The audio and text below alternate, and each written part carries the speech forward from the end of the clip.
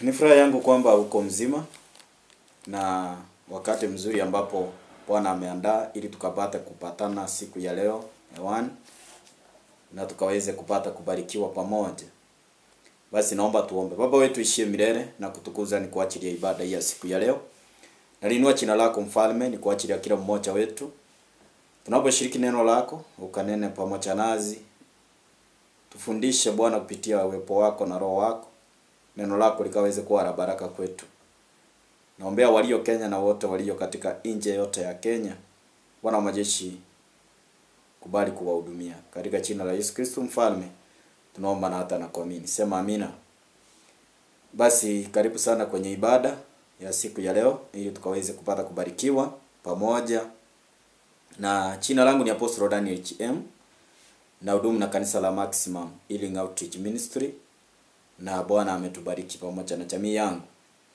Kabla sijaingia kwa neno, ningependa kwanza nikaweze kupeana ujumbe huu Bwana ambao aliweza kunisaidia kuhusu katika mataifa matatu, katika taifa la Kenya, Tanzania, Uganda.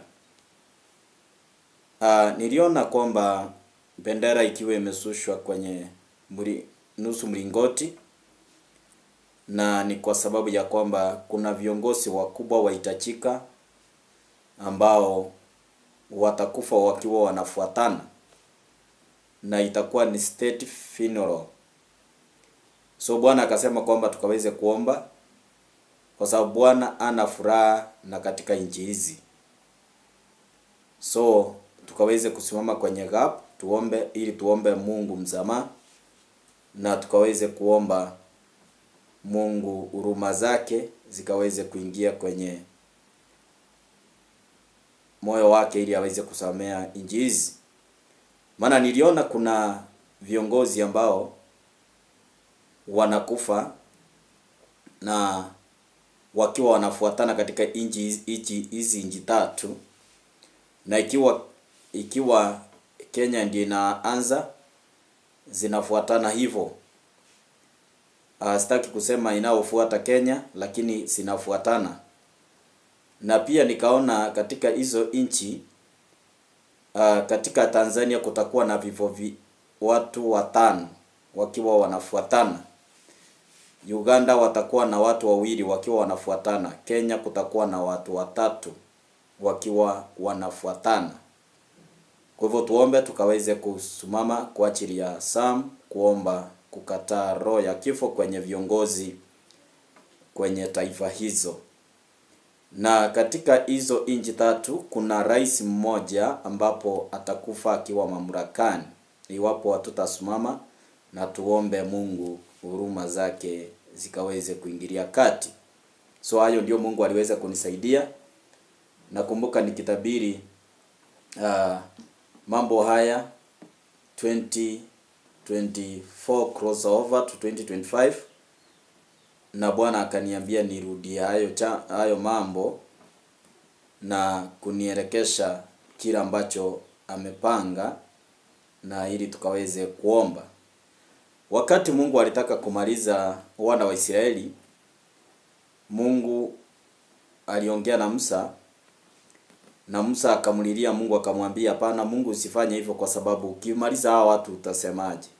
So Mungu naye amenituma basi nikaweze kufikisha ujumbe huu. Kama kuna watu ambao watakayeweza kuamka na waamwambie Mungu, wamulilie vile Musa alililia wa Israeli, naye Mungu akaweze kusamea viongozi kwenye nchi hizi 3. Na natuma pole zangu na rambirambi zangu kwa ajili ya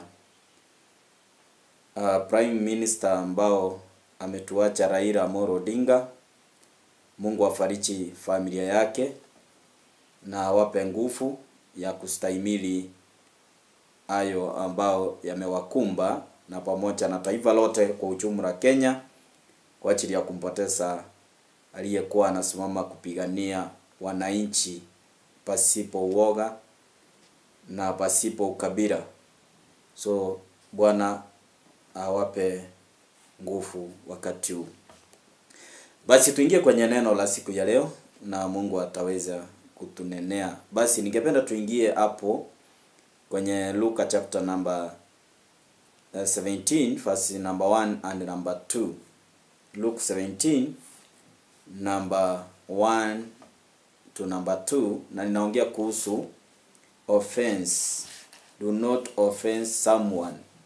Usimkwaze mwenzako ama usimkwaze mtu. Katika lugha yangu ya Kiswahili inasema hivi: kisha Yesu akawaambia wanafunzi wake, haiwezekani kabisa kusitokee vikwazo vinavyosababisha dhambi, lakini ole wake mtu yule atakayesababisha. Ingawa afadhali kwake kufungiwa shingoni jiwe kubwa la kusagia na kutoshwa baharini kuliko kumkwasa mmoja wa wadoo hawa. Bwana asifiwe. Na Bwana alibariki neno lake. So neno la Bwana linatuambia kwamba Yesu akawa anaongea na wanafunzi wake. Sasa nami leo ninaongea na watu wa Mungu, ya kwamba vikwazo havina budi kutokea. Unaweza ukakwazwa, unaweza ukakwasa. Lakini maandiko yanasema aje? Ole wake yule ambaye atakayesababisha vikwazo hizo. Sasa unapoangalia katika maisha ya watu, wengi wamekuwa vikwazo. Kuna watu leo hii hawaendi kanisani kwa sababu ya kukwaswa. Bwana asifiwe. Kuna watu ambao wako katika makanisa, kazi yao ni kukwasa wengine. Kuna watu ambao wako kwenye wanaishi na watu, lakini mission yao ni kuwakwaza. Lakini maandiko yanasema aje? Ole wake yule mtu ambaye atakayesababisha vikwazo hizo. So Mungu alijua ya kwamba vikwazo vitakuweko. Bwana asifiwe. Lakini katika vikwazo, licha kwamba zitakuweko, ole wake yule atakayesababisha. So my brother and my sister, I want to ask you today, ya kwamba wewe ni mmoja wapo ambaye umekwaza mtu. Kunaye mtu ambaye umekwaza akaacha ndoa yake. Kunaye mtu ambaye umekwaza akaacha huduma wake. Kunaye mtu ambaye umekwaza akaacha kanisa.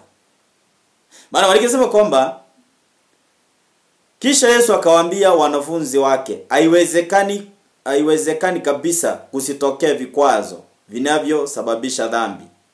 So kuna vikwazo hizi ambao Yesu Kristo alifahamu na ya kwamba zitatokea ambazo zitakazosababisha kufanya dhambi. For example, kuna mtu ambaye alikuwa amesimama vizuri sana kwenye madhabahu ya Mungu ama kwenye kazi ya Mungu, lakini kuna mtu ambaye alimkwaza mpaka akatusi Mungu. Kuna mtu ambaye alimkwaza mpaka akadharau Mungu, mpaka akadharau kanisa. So huyu ilibidi afanye dhambi kwa sababu ya kwamba kuna mtu ambaye amemkwaza. I don't know kama unaelewa. Kuna mtu ambaye amewahi kwaza mke wake ama akakwaza mume wake, mpaka huyo mke ama mume akafanya dhambi ambayo hangefanya. Kuna mtu ambaye amefanya dhambi kwa sababu wewe ulimkwaza kwenye madhabahu. Unaweza kuta labda watu ni waimbaji, lakini katika ile kikundi ya uimbaji ukawa ni mmoja ambao unakwaza wengine, anafanya dhambi kwa kutotumikia Mungu wake, kutofuata maadili ya Mungu kwa sababu yako wewe kumkwaza. So Yesu Kristo akawa anaongea na wanafunzi wake, kawaambia kwamba ole wake yule atakayesababisha, na akapeana adabu kwa ajili ya hao ambao wanaikwaza wengine.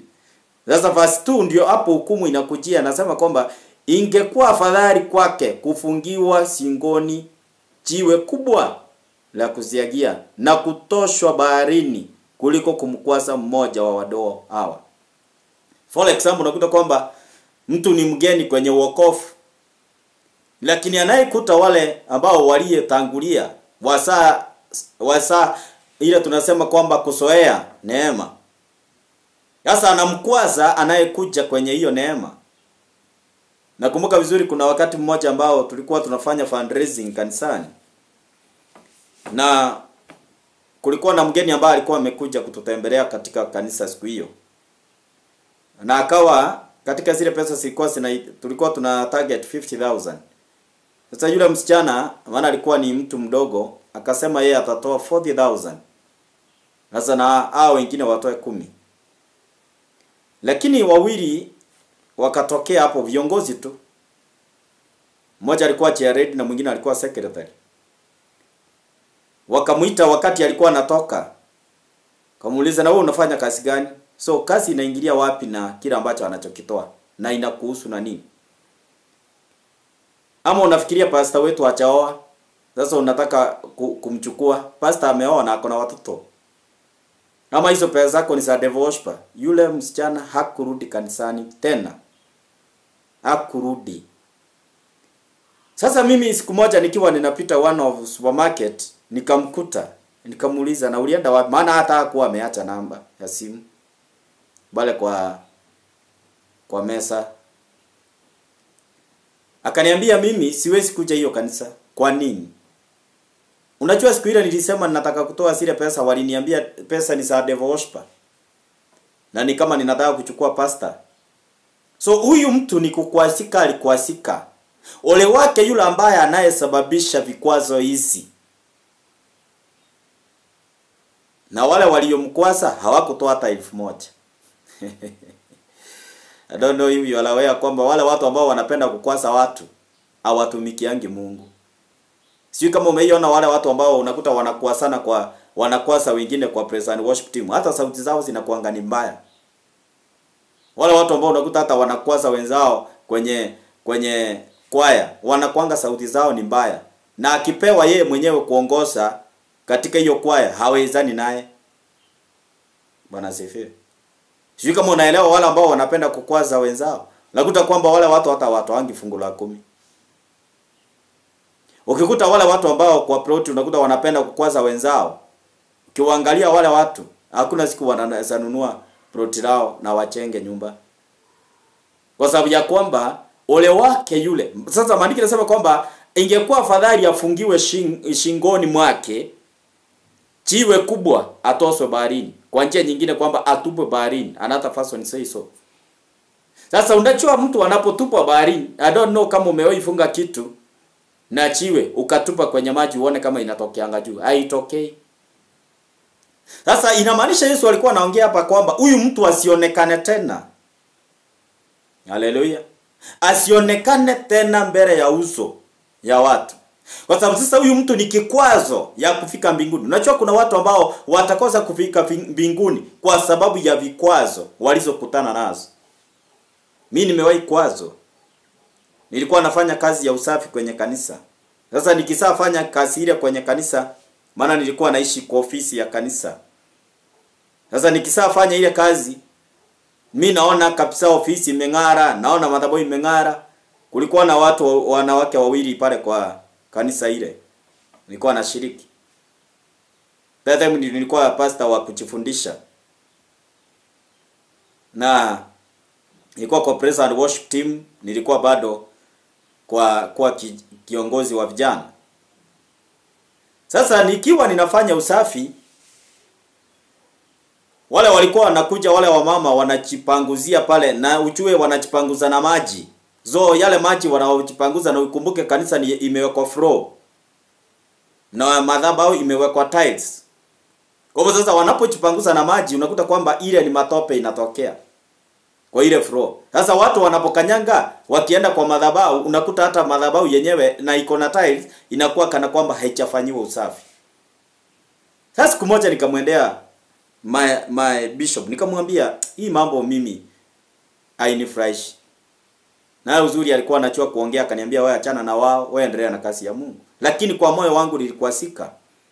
Mpaka nikafika mahali sitaki kukanyanga kwa madhabahu kuenda kuhubiri ama kuenda kuimba. Sasa nilikuwa nakaa nyuma, nilikuwa kuna watu wawili nao walinifuata, walikuasika pamoja na mimi. Sasa tukawa sisi tunakaanga kule nyuma. Hatutaki kukaribia madhabahu kwa sababu yani tumekwazwa. Sasa ule wake yule mtu ambaye anayesababisha kikwazo,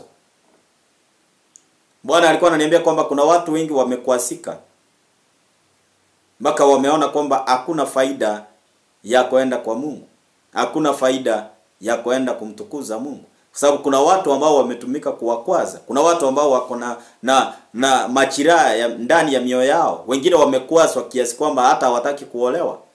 Wengine wamekwazwa kiasi kwamba hawataki kuoa tena. Maana walikwazwa na wapenzi waliokuwa wanataka kuoa. Walikwazwa na wapenzi waliokuwa wanataka kuoa. Wengine wamekwazwa na viongozi wao, wale viongozi ambao waliowatamini. Sasa wamewakwaza mpaka unakuta kwamba watu hata wamekwazika kiasi kwamba hawataki hata kupiga kura, maana hawaoni umuhimu wa kupiga kura hizo. Bwana asifiwe.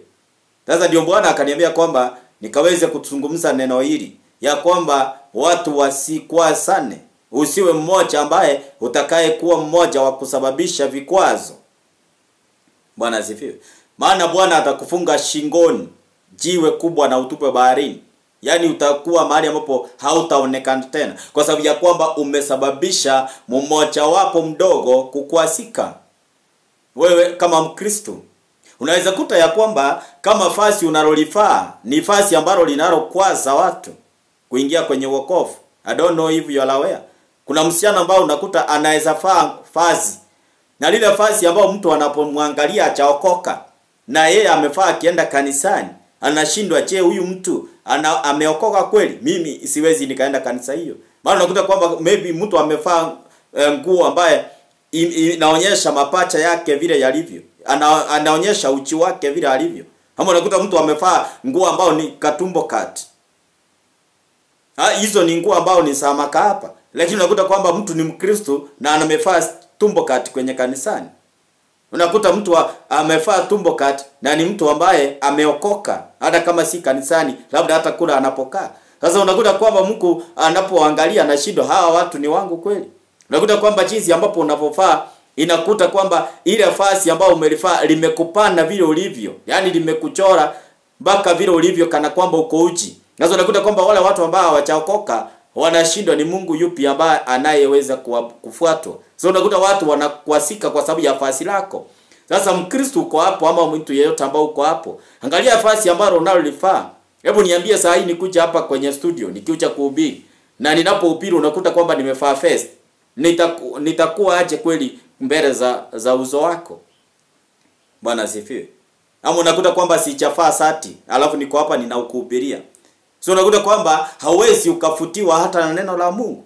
Sasa ni vizuri uangalie kama Mkristo. Lazima uangalie kama mwanadamu, wewe mama. Lazima uangalie kama mwanadamu, wewe mzee, wewe kijana. Vazi unalolifaa, je, linakwasa watu?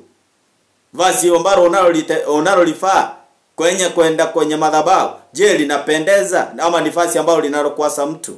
Vazi ambalo unalolifaa linaweza sababisha mtu akafanya dhambi la userati. Maana kuna mtu ambao unakuta kwamba vazi analolifaa ni vazi la userati lenyewe. Sasa unakuta ilinafuta wanaume kufanya userati na yeye kwa sababu ya kwamba vazi lile ni kana kwamba ako uji. Bwana asifiwe sana. Sasa kuna watu ambao unakuta kwamba hata kuongea kwake, unakuta kwamba maneno anayotoa kinywani mwake ni maneno ambayo yanakwasa watu. Unaweza kuta hata wewe ni mchungaji, lakini unaposimama kwa madhabahu unakuta kwamba maneno unayoyatoa kwenye kinywa chako ni mambo ambayo yanayokwaza watu. Sasa ndio maana Mungu anasema kwamba tukaweze kujiangalia, tusiche tukakwaza wenzetu. Do not offend somebody. Bwana Yesu asifiwe sana. Haleluya. Unaweza kuta wewe ni kiongozi, lakini yale mambo ambayo unazungumza ni mambo ambayo yanakwaza viongozi wenzako. Ni mambo ambayo yanakwaza wananchi. Ni mambo ambayo yanakwaza. Sasa ni vizuri uangalie hata yale maneno ambayo unazungumza. Je, yanakwaza watu? Yale mambo ambayo unayoyafanya, je, yanaweza kuwa yanakuwa kikwazo kwa watu? Na ndio maana Biblia inasema kwamba heri yule mtu ingekuwa afadhali angetupwa baharini na akiwa amefungiwa shingoni mwake jiwe kubwa. Bwana Yesu asifiwe sana. So my brother and my sister, as long as you live with people, jaribu sana ya kwamba hautakuwa offended to somebody. Hautamkwasa mtu. Hautakuwa mmoja ambao umekwasa jirani yako. Au utakuwa mmoja ambaye umekwaza mzazi wako.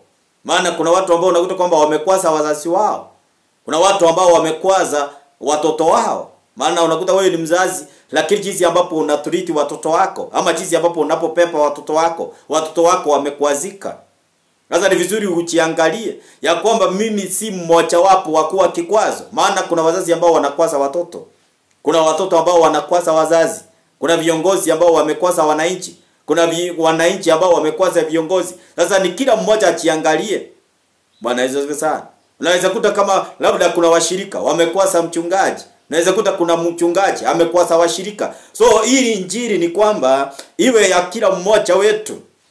Ya kwamba tujiangalie sisi wote, tukajiite kama mkutano. Tusiwe mmoja wapo ambaye atakaye kwaza mwenzake.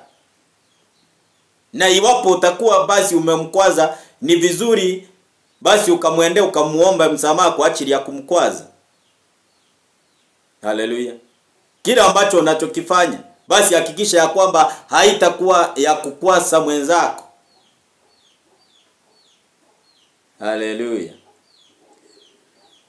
Na ndiposa neno hilo tunapolisoma tena pale katika kitabu cha Matthew chapter number 18 verse number 6. Matthew chapter 18 verse number 6. Unajua neno hilo limechirudia kwa sababu ya yako na mimi. Biblia inasema hivi: yeyote atakaye mkosesha mmoja wa hawa wadogo wanaoniamini, ingekuwa fadhali kufungwa shingoni chiwe kubwa la kusagia na kusamishwa kwenye kirindi cha bahari. Sijui kama ni bahari ya Mombasa Mungu alikuwa anaongea. Bwana asifiwe. So ya kwamba mmoja wapo atakayemkwaza mdogo wake. Ninaongea vizuri. Yeyote atakayemkosesha mmoja kwa hawa wadogo wanaoniamini. Unajua hata mchungaji anaweza akakosea mdogo ambaye anamfuata. Hawa ndio wadogo wake. Akawakosesha kwa njia za Mungu. Akawa kikwazo kwa hao watu wanaomfuata. Hao watu wakafika mahali wakakataa Mungu. Wakati mwingi leo ukisikiza watu wengi hawataka kusikia habari ya Yesu Kristo. Wanataka kusikia dunia inasemaje. Na unapoangalia unakuta kwamba watu wengi wamekwasika. Wengi wameona kanisa zimekuwa ni miradi za watu. Maana unakuta jinsi ambapo mtu anahandle kanisa, anahandle kama kanisa lake. Na sio kanisa la Mungu tena. Ana control kanisa kama ni kanisa lake, kama nyumba yake. Sasa unakuta kwamba watu wengi wamekwasika na makanisa. Wengine unakuta kwamba wamejiweka kwenye kanisa, lakini kazi yao ni kutapeli watu. Sasa unakuta kwamba watu wamekwasika, wanaona kanisani ni kutapeliwa. Kama ile jambo lile ambalo lilifanyika kule Sakaola. Ile ni jambo ambalo liliondoa watu kwenye uwepo wa Mungu namba kubwa. Watu wakaona kwenda kwa Mungu hakuna. Siku hizi makanisa ni ya kuua watu. Sababu ya kwamba kilichofanyika kiliingia ndani ya watu. Sasa ni vizuri ujiangalie ya kwamba kila ambacho unachokifanya ni jambo ambalo litakalo mkosesha mmoja wao. Ama ni jambo ambalo litakalo kosesha mdogo wako. Maana unaweza ukakosa ndugu yako. Unaweza ukakosa dada yako. Unaweza ukakosa mama yako. Unaweza ukakosa baba yako. Unaweza ukakosa jirani yako. Unaweza ukakosa mtu yeyote yule. Na so long as you are in this world, lazima tukubaliane ya kwamba utakwazwa na utakwaza. Lakini katika kukwazwa na kukwaza, ni jinsi gani ambao tunaoshughulikia vikwazo? Unajua kuna mtu ambaye akikwazika hatawahi kusalimia. Kuna mtu ambaye akikwazika hatawahi kusamea. Kama wala mtu unakuta kwamba anasema kwamba mimi sitawahi ongea naye mpaka mbinguni. Mbinguni nataka nikwambie kwamba mbinguni naye hakuna ya watu ambao waliopepa chuki. Watu ambao waliokwasa wenzao. Mbinguni nayo hiyo naweka X. Kwa sababu kwamba mbinguni ni wateule. Maandiko yanasema aje? Heri wale ambao ni wapatanishi. Maana wao wataitwa heri. So kama wewe si mpatanishi, wewe ni wa kufuruga amani. Wewe ni wa kutenganisha. basi wewe ni mmoja ambao wa kukwaza. Unaweza ukaitiwa ndoa, labda imekuwa na changamoto, wamekwasika. Sasa na wewe badala uende ukaleta amani pale, unaenda kuleta utengano. Basi na wewe ni mmoja ambaye wa kukwaza. Je, kuna mtu ambaye umewahi sababisha akatoka kwenye ndoa yake? Je, kuna mtu ambaye umewahi sababisha akaacha wokovu? Je, kuna mtu ambaye umewahi sababisha akahama plot ama akahama nyumba ambao alikuwa anaishi? Kuna mtu ambaye umewahi sababisha akaacha kumtumikia Mungu kwa ajili yako wewe? Kuna mchungaji ambao umewahi kwaza akaacha kumtumikia Mungu? Bwana asifiwe. Haleluya. Sasa ni vizuri ujiite kama mkutano, kaangalia kwamba wewe ni mmoja ambao wa kukwaza mtu.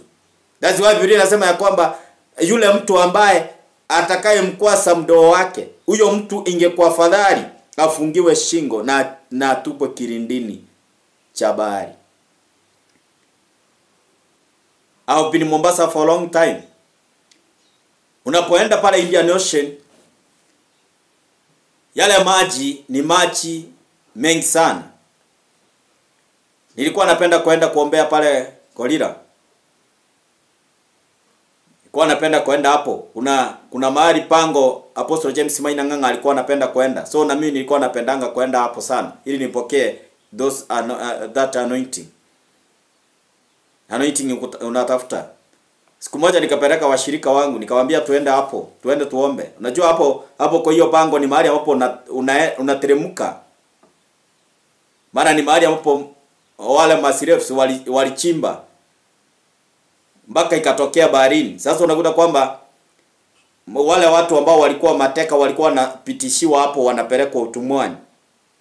Sasa hapo kuna wakati ambapo maji yanafika mahali yanaama. Unajua maji ya Mombasa yanaamanga wakati. Kuna wakati ambapo hiyo maji inakauka kabisa na kuna wakati maji inarudi. Sasa kuna sehemu ambapo unakuta hiyo maji inaenda kabisa, ionekani tena kwa masaa fulani. Sasa siku moja nikamwambia washirika, sasa nataka mchue kwamba mnapoona nikifungua watu, nina risk my life.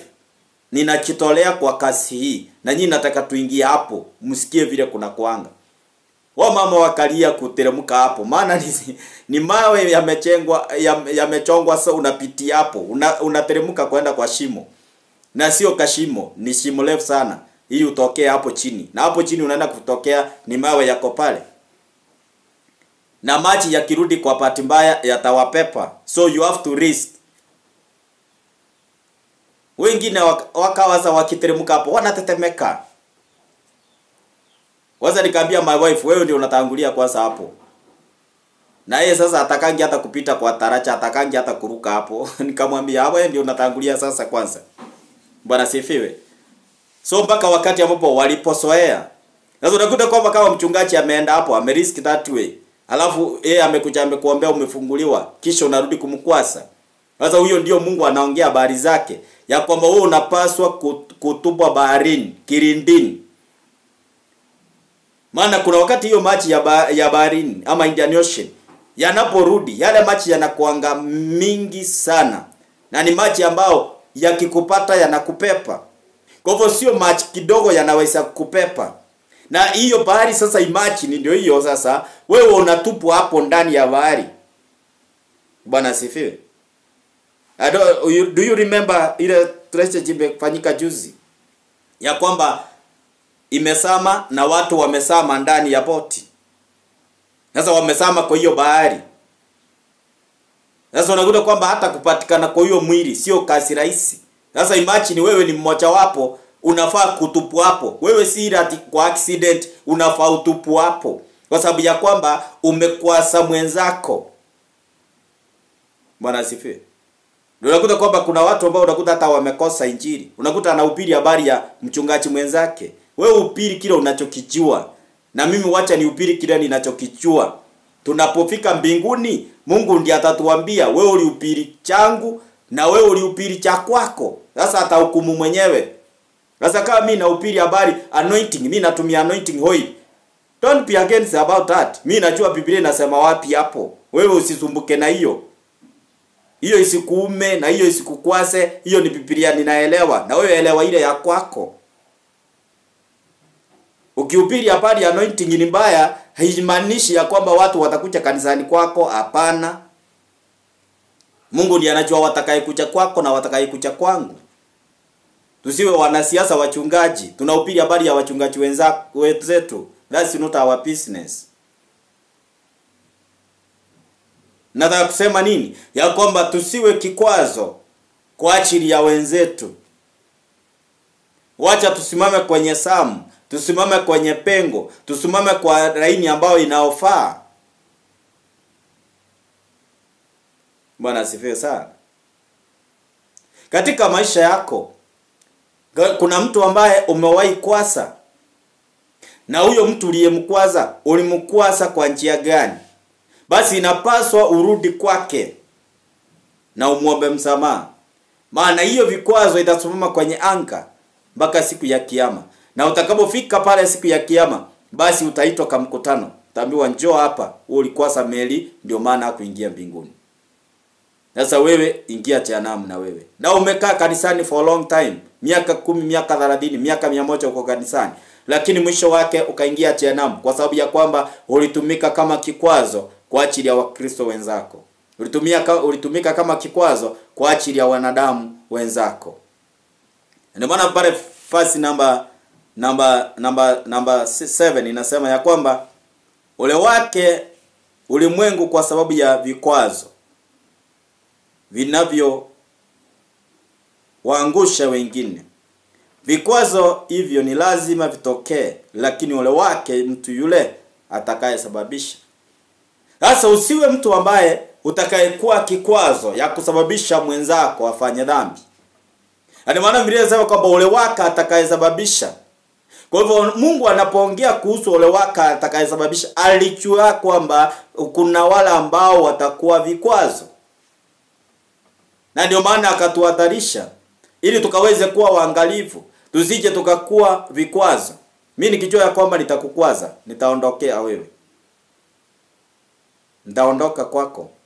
Hata kama ni kanisani kwako nilikuwa nakuja, nikifika mahali naona kama nitakukwazana na wewe, ninaondoka, ninakuacha. Because sitaki kuwa mmoja ambao nitakaye hesabiwa kuwa kikwazo kwa mtu. Haleluya. Sasa ni vizuri mtu wa Mungu, kila mmoja wetu tujiangalie. Tusije tukawa ni wala ambao Mungu atakuasikanazi atutupe kwenye kirindini cha bahari. Wakati ambao Mungu alikuasikana na Yona, maana anamwambia nenda huko okoa watu wangu, na yeye analeta ya kwake. Alimtupa kwa bahari, akameswa na samaki. Sasa kuna watu ambao Mungu anakuasika, anakutupa kwa magonjwa, anakutupa kwenye HIV, anakutupa kwenye umaskini, anakutupa kwenye kukataliwa. Wakati Mungu alipokuwa anaangalia habari ya Abel na Kain, wakati wao wa kutoa sadaka, alikuasika na sadaka ya Kain.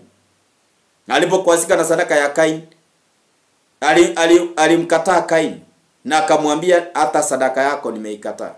Na katika hiyo akamwambia sasa wewe utakuwa mtu ambao huna makao duniani. Sasa kuna watu ambao wanakuwa katika hiyo ya kwamba sasa unakuta kwamba anakuwa kikwazo kwa mwenzake. Maana Kain alikuwa kikwazo kwa Abeli katika sadaka zake. Na akakwazika kwa sababu Kain Abeli ametoa sadaka. Akatafuta jinsi ambapo ya kumuua. Kuna watu ambao leo hii wameua wenzao kanisani sababu labda mtu ametoa sadaka kwenye kanisa. Na ile sadaka ambayo ametoa wewe hujatoa hiyo. Sasa wewe unakuasika, unaanza kusema hiyo sadaka anatoa ni ya devil worshiper. Anatoa pesa wapi? Kwani nani aliyekuambia kwamba devil worshippers ndio wanakuanga pesa? Hizi pesa ni za Mungu. Maana yanasema silver and gold is belong to God, not belong to Satan. Lakini unakuta kwamba hata kuna Wakristo unakuta kwamba hawaamini kama Mungu anapeana pesa. Hawaamini kama Mungu anaweza tajirisha. Na utajiri wote, maana inasema kwamba atakuchaza na vyote na utajiri wote kadri ya uwezo wake. Kwa hivyo kama anakuchaza na utajiri, na maanisha Mungu ni utajiri, hawezi akakuchaza kila ambacho ana. Katika kitabu cha Deuteronomy chapter number 8 verse number 18, anasemaje? Ya kwamba yeye ndiye akupaye uwezo wa kufanyika utajiri. Bwana asifiwe sana. Kwa hivyo wakati hapo wanapokupatia uwezo wa kufanyika utajiri, inamaanisha kwamba yeye akona uwezo huo wa utajiri. Lakini unakuta kwamba watu wengi, hata unakuta kwamba Christian hawaamini kwamba Mungu anaweza akatajirisha. Haleluya. Bwana Yesu asifiwe sana. Wacha nikusomea hapo ili uelewe kile ambacho nasema. Deuteronomy chapter 8 verse number 18. Kumbukeni kwamba Mwenyezi Mungu wenu ndiye awapayo uwezo kupata utajiri. Anafanya hivyo ili kuimarisha agano aliyoifanya na babu zenu mpaka leo. Kwa hiyo Mungu ndiye anatupatia uwezo wa kufanyika nini? Matajiri, sio shetani. Lakini unakuta kwamba kuna mtu ambaye anatajirika. Sasa wenzake hata unakuta mandugu zake wanaanza kusema huyu mtu ameingia kwa mashetani. Na Mungu ndiye anapeana uwezo wa kufanyika tajiri. Sasa usiwe kwamba utamkwaza mwenzako kwa sababu ya utajiri uko nayo. Maana kuna watu ambao ni kwa sababu ni matajiri wanakwaza wenzao. Wanawakwazaje? Wanawanyima haki zao. Kwa sababu yeye ni tajiri. Usitumie nafasi yako ya kuwa kiongozi kukwaza mwenzako kwa sababu ile nafasi ya uongozi. Usitumie nafasi ya utajiri kukwaza mwenzako kwa sababu wewe ni tajiri ama kwa sababu ya kwamba wewe uko na fedha. Usidharau wenzako kwa sababu ya kwamba wewe uko na kazi. Bwana asifiwe. Ukumbuke ya kwamba Mungu ndio upeana kazi. Kwa hivyo usimkwaza mwenzako kwa sababu ya kwamba uko na kazi. Unajua kuna mtu akipata tu kazi kadogo hivi, kama mlango tunasema kadirisha Mungu amefungua, anakuwa na kiburi. Anaanza kudharau wenzao. Hata unakuta akikusalimia anakusalimianga na vidole. Sijui kama umekutana na watu kama hao. Yaani sasa hataki umchafue, ananyoshanga vidole hivi na ukienda kumshika asaa ndoa. Sasa unakuta kwamba yule mtu utamkwaza kwa sababu ya kwamba sasa yeye anashindwa kusalimiana na vidole kwa sababu uko na kakasi kidogo tu. Ama kwa sababu labda umeolewa. Ama labda kwa sababu ambapo umefungua biashara. Sasa unasalimianga watu na vidole. Sasa utakwaza wale watu ambao unasalimiana vidole. My brother and my sister, let me tell you, life ni fumbo. Maisha ni fumbo. Haujui huyo mtu ambaye unamuona afai kesho yake itakuwa nini. Hakuna mtu angejua mimi nitaweza kuwa mchungaji. Juzi nilikuwa na rafiki yangu mmoja, tulikuwa tunatembea tu kwa njia, tukakutana na baba yangu mzazi. Nikamsalimia nikamwambia this is my father.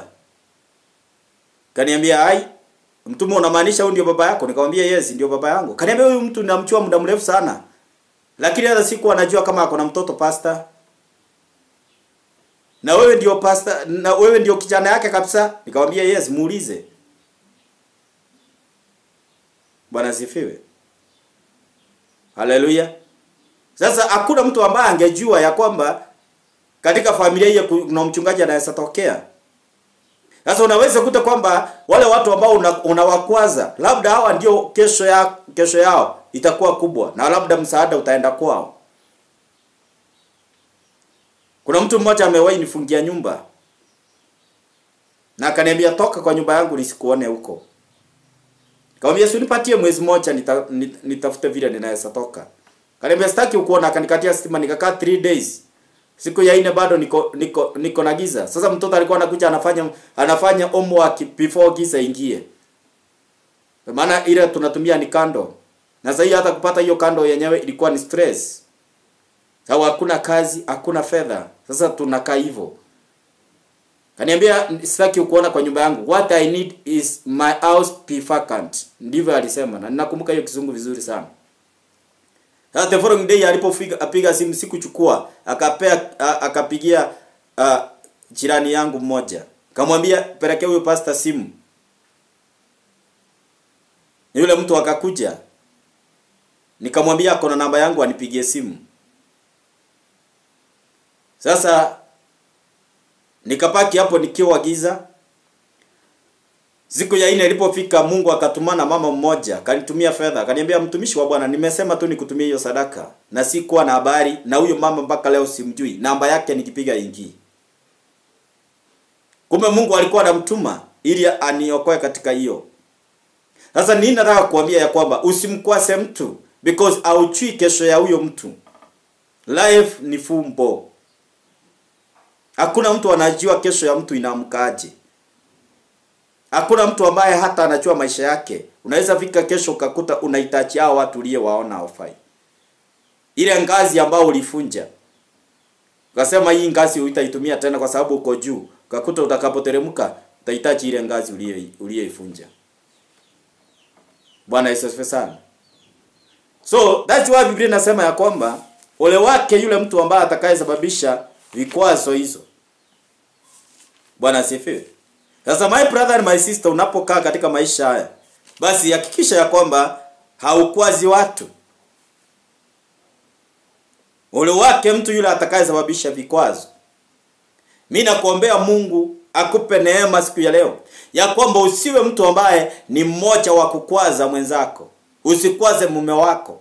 Unajua kuna wanaume wamekwazika kiasi kwamba hata hawataki kuingia nyumba zao mapema. Unakuja mtu anakuja kama amechelewa, sababu anachua nyumba yenyewe ninayoenda ni nyumba ya stress. Kuna watu ambao wamekwaza wake zao. Unakuta mwanamke kwa nyumba lakini afiri kuwa na kwa hiyo nyumba kwa sababu amekwazwa. Bwana asifiwe.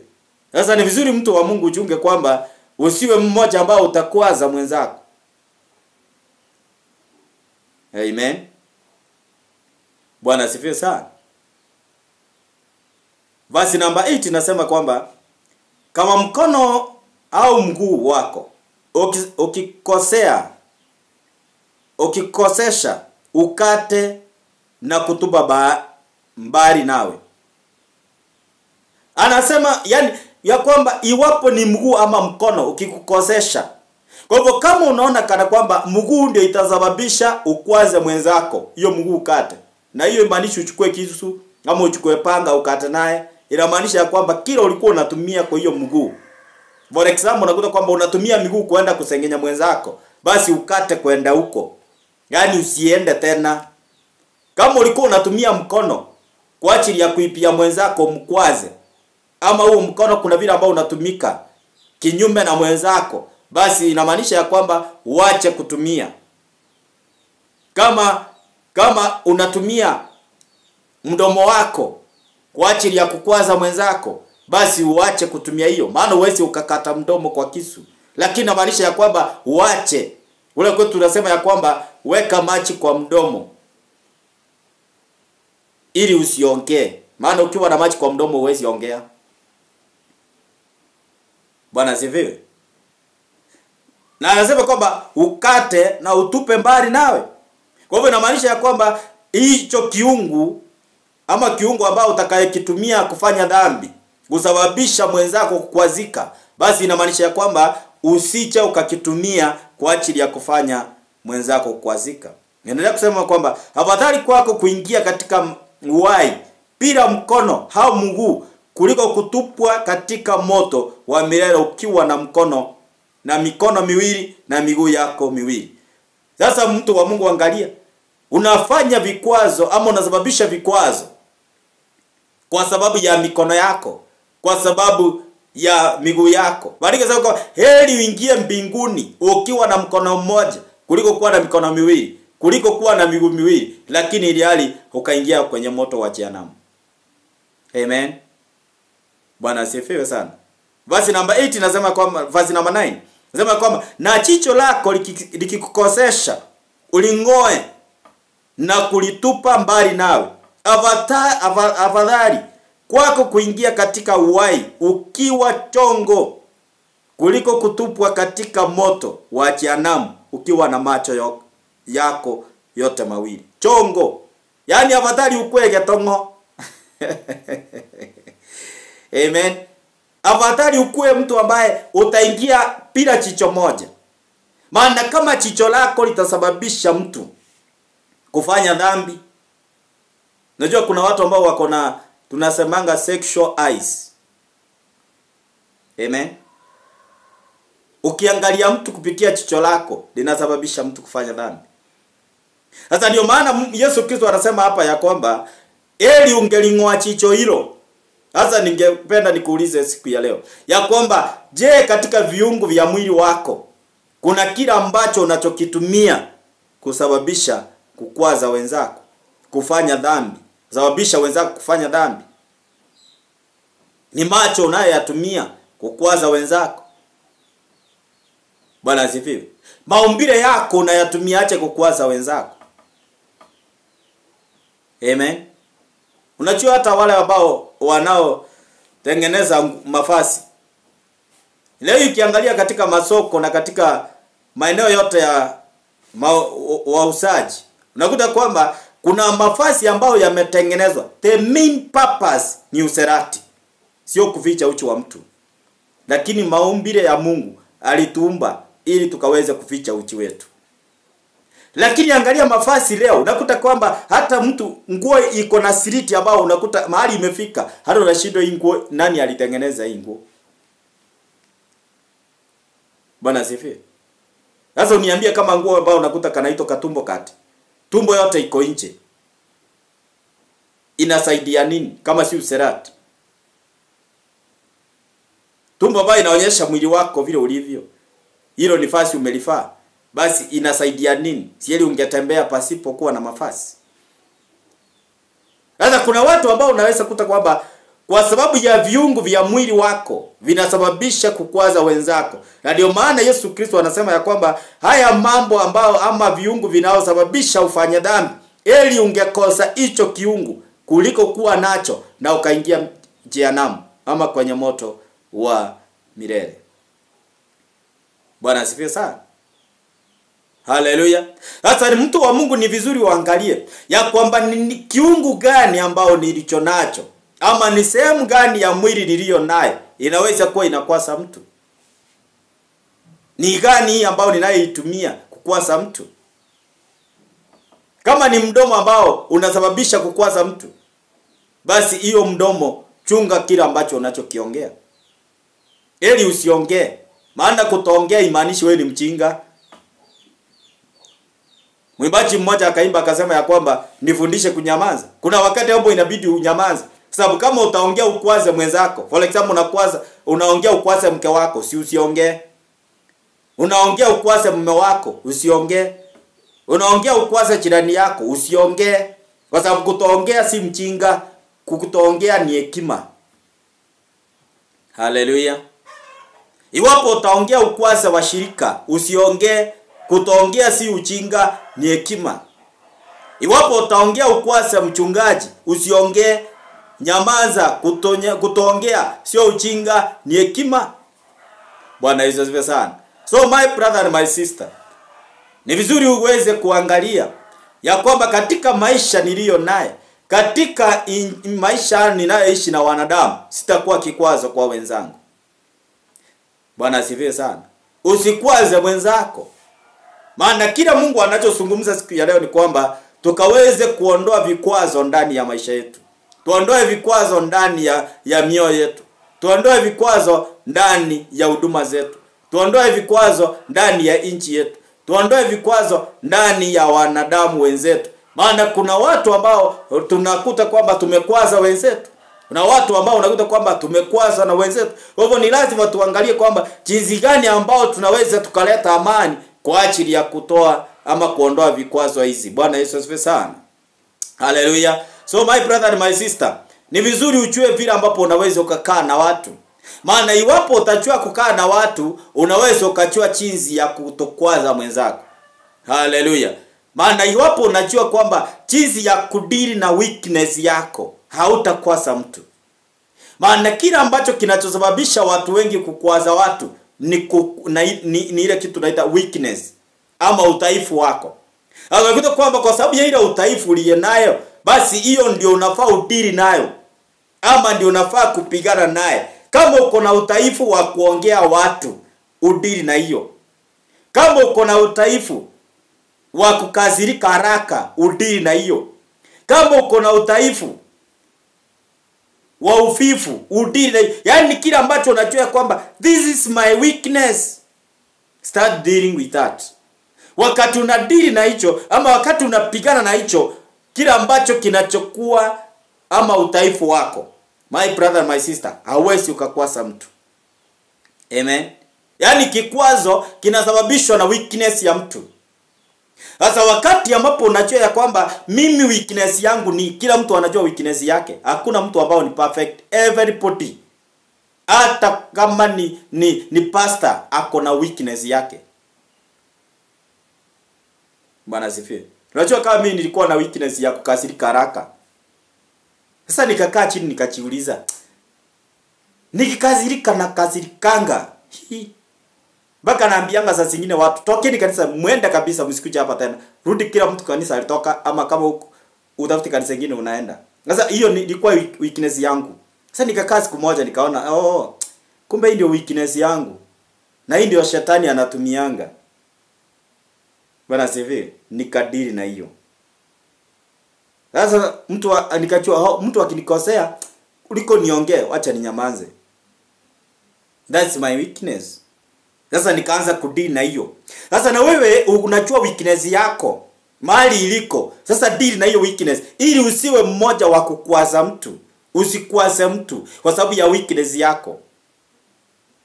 Amen. Bwana asifiwe, my brother and my sister. Weakness yako ni gani katika maisha yako? Ni nini ambacho unaona kabisa hii ndio nimeshindwa kuacha? Kuna wengine unakuta kwamba anakwasa mwenzake kwa sababu ya ulevi. Unaenda unakunywa pombe ama unafuta sigara yako, unakwasa mke wako hapa kwa sababu yeye si mfutaji pangi, si mfutaji sigara, sio mkunywaji pombe, lakini unamkwaza. That's now your weakness and you need to deal with that. Bwana asifiwe. Labda wewe ni mwanamke, weakness yako ni mdomo, kuongea sana. Na hiyo kuongea ndio inamkwasa mume wako. Basi hiyo ndio weakness yako. Unahitaji kudeal na hiyo weakness ili ukaweze kuondoa kikwazo kwa mume wako. Bwana asifiwe. Labda wewe ni mtoto, weakness yako ni kutosikia ama kutotii. Sasa hiyo ndio inakwaza wazazi wako. Basi unafaa kudili na hii ambayo inakusababisha uwezi ukatii. Sasa hiyo ndio weakness yako. Yaani nataka kusema kwamba kila mtu kuna weakness yake aliyonayo, na hiyo weakness ambao kila mmoja ako naye, basi hiyo ndio weakness ambao mtu anafaa kudili nayo. Hallelujah. My brother and my sister, ningependa nikwambie ya kwamba ni vizuri ukaweze kuangalia jinsi ambao unaweza ukashughulikia weakness yako. Tunapoenda kumalizia neno la siku ya leo, tuende pale katika kitabu cha Romans chapter number 14. Warumi mlango ule ni wa 14. Romans chapter number 14 verse number 13. Na ninaamini ya kwamba umebarikiwa kufikia hapo tumefika. Romans chapter number 14 verse number 13. Inasema hivi: basi tuache kuhukumiana, bali tuimishane, kutokuwa kamwe kikwazo kwa ndugu au kumsababisha anguke katika dhambi. Naomba nirudie. Romans chapter 14 verse 13. Basi tuache kuhukumiana, bali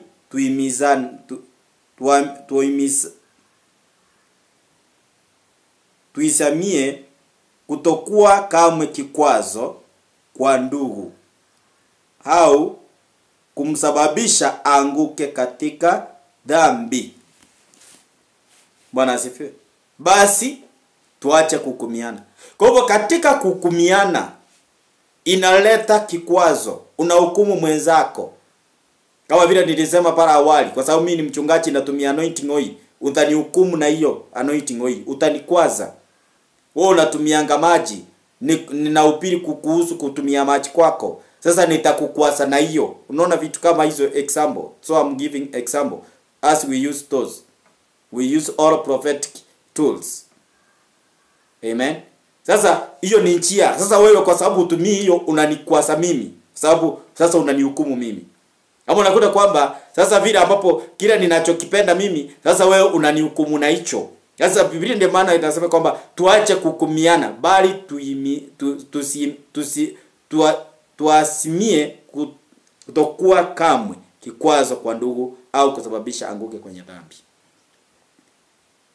Kwa hivyo tusiwe ambao utasababisha mtu anguke kwenye dhambi ama mkwaze. Amen. Bwana asifiwe. Usikwaze Mkristo mwenzako. Usikwaze mchungaji. Usikwaze mshirika. Usikwaze jirani. Usikwaze mzazi. Usikwaze kiongozi. usikwaze wananchi, usikwaze taifa, usikwaze mwanadamu yeyote yule. Hata usikwaze roho wa Mungu. Maana kuna watu pia wanakwaza roho wa Mungu. Unaleta ujumbe Mungu vile anasema, wao wanapinga, wanakuhukumu, wanasema wewe hata vile unakaa huwezi ukatabiri. Sijui kama unaelewa hiyo. Kuna mtu ambaye anaweza katabiri, na anapotabiri watu wakasema huyu hata hiyo si unabii, ni uongo. Lakini ukweli ni kwamba ametabiri. Kuna katoto kamoja ninakumbuka kalikuwa kamevaa nguo ya red kanzu. Na katoto kakao kanasema kwamba mvua itanyesha. Na hiyo mvua itanyesha, watu wasipotupu itaua watu. Watu wakasema katoto naye kanaongea nini sasa? Kanaweza tabiri nini haka? Watu wakasema hivyo. Siku mbili baada ile mvua ilinyesha Nairobi. Ilinyesha mvua ijawahi onekana. Ilipepa vibanda, ikapepa watu. Na ni katoto kaliyotabiri. So watu walimhukumu kwa sababu ya kuonekana kwake. Ndio maana Biblia inasema ya kwamba tusihukumiane. Bwana asifiwe. Kwa hivyo ni vizuri uangalie ya kwamba hautahukumu mwenzako kwa sababu jinsi ambapo anavyoonekana. Usihukumu mwenzako, usikwaze mwenzako. Bali kasema kwamba tuisamie kutokuwa kamwe kikwazo kwa ndugu au kusababisha anguke katika majaribu. Kwa hivyo mpendwa, tunapoenda kumalizia ibada hii, ni vizuri uangalie kwamba sitakuwa kikwazo kwa sababu ya jirani yangu. Sitakuwa kikwazo kwa sababu ya mzazi wangu. Sitakuwa kikwazo kwa sababu ya ule mzee. Sitakuwa kikwazo kwa sababu ya ule kijana. Sitakuwa kikwazo kwa sababu ya ule mama. Sitakuwa kikwazo kwa sababu ya yule mchungaji ama yule mshirika ama mtu yeyote yule. Sitakuwa kikwazo. Amen. Na tutakapochunga kukua vikwazo kwa wenzetu, utakuta kwamba mtu wa Mungu maisha yetu yatakuwa mazuri. Kwa sababu tunapokwazana, unakuta kwamba tunatoka katika uwepo wa Mungu. Tunatoka katika njia za Mungu. Tunatoka katika mipangilio ya Mungu. Tunatoka katika ile njia Mungu angependa akaweze kutubariki nazo. Verse number 14 inasema katika kuungana na Bwana Yesu nina hakika kwamba hakuna chochote kilicho najisi kwa ajili yake. Lakini mtu akidhani kwamba kitu fulani ni najisi, basi kwake huwa ni najisi. Kwa hivyo wakati ambapo Yesu anasema kuungana kwake nasi tumeungana naye, basi hatuna chochote kinajisi. Vitu zote ni vitakatifu. Lakini mtu iwapo ataona kwamba ni najisi, kama vile unakuta kwa mtu anasema kwamba nguruwe ni najisi, basi kama dhamiri yako inakwambia kwamba nguruwe basi ni najisi, basi hiyo nguruwe wewe usikule kwa sababu itakuwa ni najisi kwako. Lakini kama inakwambia kwamba kula, dhamiri yako inakuruhusu kula. Kwa hivyo usikwase mtu kwa sababu ya chakula chako. Ama chakula ambacho unachokikula kisiwe ni kikwazo kwa wenzako. Bwana asifiwe sana. Na ndio maana inasema kwamba kama ukimshunisha ndugu yako kwa sababu ya chakula unachokula, basi mwenendo wako uongozwi na upendo. Usikubali hata kidogo chakula chako kiwe sababu ya kupotea kwa mtu mwingine ambaye Kristo alikufa kwa ajili yake. Kwa hivyo hata chakula unachokula uhakikishe ya kwamba haitakuwa kikwazo kwa wenzako. Unaweza ukakula chakula ikakwasa mwenzako. Hebu imagine for example unakula umbwa. Wewe kwako ni sawa kula umbwa. Lakini sasa yeye kwake atakwasika kwa ajili hiyo. Kwa hivyo inamaanisha unapokula chakula hicho ambao wewe unachokitaka ama nafsi yako inakuruhusu kukula haina najisi kwako, basi haipaswi ukule mbele ya yule ambayo hakipendi ama yule ambayo anakuwa kikwazo kwake. Amen. Bwana asifiwe. So hata chakula unachokula hakikisha kwamba haitakuwa kikwazo kwa mwenzako. Amen. Hebu imagine mpaka Mungu anaongea kuhusu chakula. Kwa hivyo kila ambacho unachokikula kama wewe unakipenda sawa, lakini hakikisha kwamba haitakuwa kikwazo kwa wenzako. Kama mwenzako anakula mayai na wewe ukuli mayai, usikwazike juu ya hiyo. Amen. Nafsi yako ndiye inakwambia usikule mayai, na mwingine nafsi yake inamwambia kula hiyo. Na kuna mwingine nafsi yake inamwambianga kula omena, na wengine nafsi yake inamwambianga omena na kuangalianga ukikula. Sasa usikule. Bwana sifiwe. Sasa hiyo isiwe kwamba ndio inaleta sababu ya kukwasana. Amen.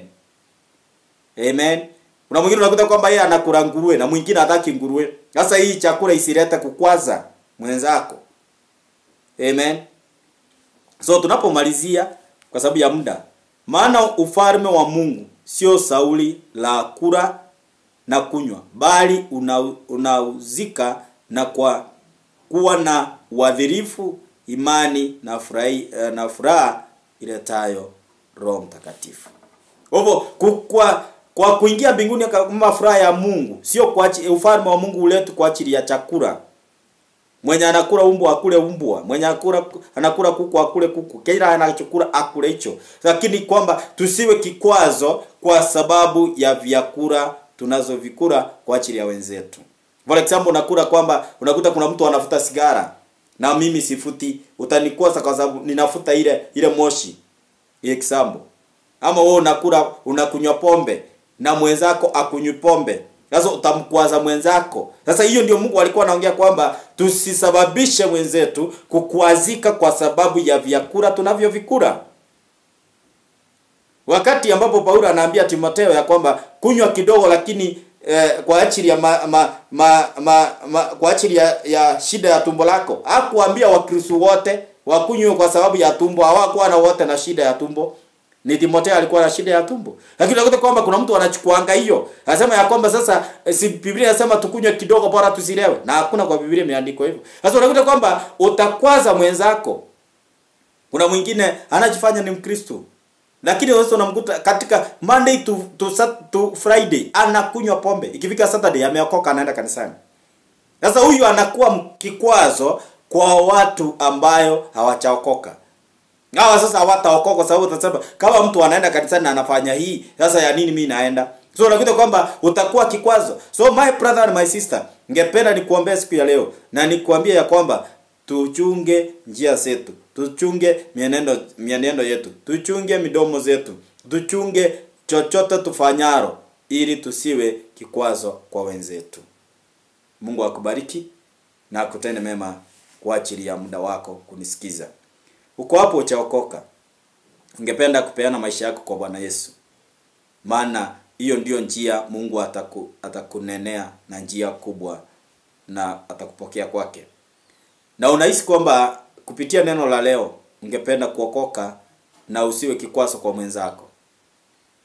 Basi naomba unyooshe mkono wako juu, ingine uwekelee kwenye kifua chako. Rudia maombi haya nyuma yangu. Sema: Bwana Yesu, natubu dhambi na makosa. Futa jina langu kwenye kitabu cha mauti, uandike jina langu kwenye kitabu cha uzima wa milele. Bwana Yesu, kuanzia leo nimekataa shetani na kazi yake. Kuanzia leo Bwana Yesu, mimi nimetambua ni mwenye dhambi na nimekataa shetani na kazi zake na mizigo zake. Kuanzia leo Bwana Yesu, nimeokoka na ninaomba niwe mwanao. Kwa jina la Yesu naomba na hata nakuamini. Sema amina. Basi kama uko hapo umeokoka, Bwana akubariki na akutende mema. Tafuta kanisa iliyo karibu na wewe na waabudu Mungu kwa roho na ukweli. Uende pale uweze kushirikiana pamoja na wao. Na uambie kwamba niliombewa na Apostle Daniel GM. Na ungependa kujiunga nasi, kanisa ni Maximum Healing Outreach Ministry. You can connect with me through this number 0746106163. Na Bwana atakubariki na atakutenda mema kwa ajili ya hiyo. Kwa hapo nataka tuombe na wewe. Kuna hali ambayo unapitia, kuna mtu ambao ulikwaza, kuna mtu ambao alikukwaza na ungependa kwamba umsamee, ungependa hiyo mambo itoke ndani ya moyo wako. Basi nyosha mikono yako kielekeza kwenye screen, na pia chukua maji yako pale nyumbani, wewe mgonjwa, wewe ambao unateswa na nguvu za giza, tunapoombea na Bwana wa majeshi anaenda kukubariki. Nyosha mkono wako kwenye screen tunapoomba. Baba wetu ishie milele, asante ni kwa ajili ya ibada hii ya siku ya leo. Nimeomba Bwana kwa ajili ya kila mmoja aliyopata neno lako. Baba, ni kwa ajili kuna mtu ambaye amekwasika, kuna mtu ambaye aliyekwaza mwenzake. Falme, kupitia neno lako natangaza hiyo kikwazo ikaondoke katika jina la Yesu. Na bariki haya maji, si maji tena bali ni damu yako. Yeyote Bwana wa majeshi atapoenda kunywa maji haya, Naomba Bwana majeshi aondolewe kila vikwazo ndani ya moyo wake. Waliokuwa Bwana wa majeshi wamefungwa, wagonjwa, waliokuwa wamefungwa na maroho ya kuzimu, madhabahu yote ya giza yakaondoke ndani yao katika jina la Yesu Kristo. Bwana tangaza iwe moto kwao, machi haya yawe moto katika jina la Yesu. Yakaondoe kila magonjwa, ya kila ufimbe, kila kuumwa na viungu katika jina la Yesu. Baba, ninatangaza kwa jina la Yesu amani ya kila mmoja wetu. Baba, ninaachilia uwepo na nguvu zako. Naachilia nguvu sikatembee kwenye nyumba zao, kwenye magari zao, sikatembee mfalme katika jina la Yesu. Ninaachilia Bwana wa majeshi nguvu na uwezo na mamlaka. Hata kwenye taifa la Kenya ninakataa kifo cha mapema. Baba, ninaomba msamaha kwa ajili ya taifa la Kenya. Naomba msamaha kwa ajili ya kila mmoja kwenye taifa la Kenya katika jina la Yesu. Naomba msamaha kwa ajili ya nchi ya Uganda, nchi ya Tanzania katika jina la Yesu mfalme. Baba, simama ni kwa sababu ya uwepo wako na nguvu zako. Achilia uwezo na mamlaka katika jina la Yesu. Bwana, uachilie nguvu na nguvu zako zisizokuwa ya kawaida. Kwa jina la Yesu Kristo mfalme. Naombea huyu aliyeokoka siku ya leo. Bwana, ukamshikilie asirudi nyuma tena. Katika jina la Yesu Kristo mfalme. Uinuliwe na utukuzwe daima. Kwa jina la Yesu Kristo tunaomba na hata na kuamini. Amen. Amen. Kunywa hayo maji. Kuna wengine taanza kutapika hapo vitu kwa nyumba zenu. Kuna wengine ambao mtasikia choto ikiingia ndani ya mwili kwa sababu Bwana anaachilia ukombozi na uponyaji ndani ya miili zenu. Na wewe ambao ulikuwa unaumwa na viungu, mgongo, ulikuwa unaumwa na miguu, magoti, hiyo shida imekwisha kwa jina la Yesu Kristo mwana wa Mungu aliye hai. Uko hapo ungependa kusimama na kazi ya Bwana, kwa wale ambao mko na willing heart, basi namba ni 0746 10 61 63 ama 0717 358579. Those are my number. You can connect me anytime, you can call me anytime, you can text me anytime. Na Bwana wa majeshi awabariki na mnaposidi kufuatilia ibada zetu na mnaposidi kuwa baraka kwenye kazi ya Bwana. Bwana awabariki na watende mema kwa ajili ya utukufu wa Mwenyezi Mungu. Basi tuombe kwa ajili hiyo nchi ambayo nimesema, na ninakuacha nikisema Mungu wa mbinguni akubariki. Kwa niaba ya wote waliofanikisha kipindi hiki, kwa niaba ya wote waliosimama kwa sababu ya kazi kaweze kuingia kwa njia iliyo sawa, God bless you so much. Mimi langu sina la ziada bali na waga nikisema shalom, God bless you. Tukutane wakati mwingine majaliwa yake Mwenyezi Mungu, tunaposidi kubarikiwa kwenye ibada zetu za kila siku. Shalom. Shalom. Shalom.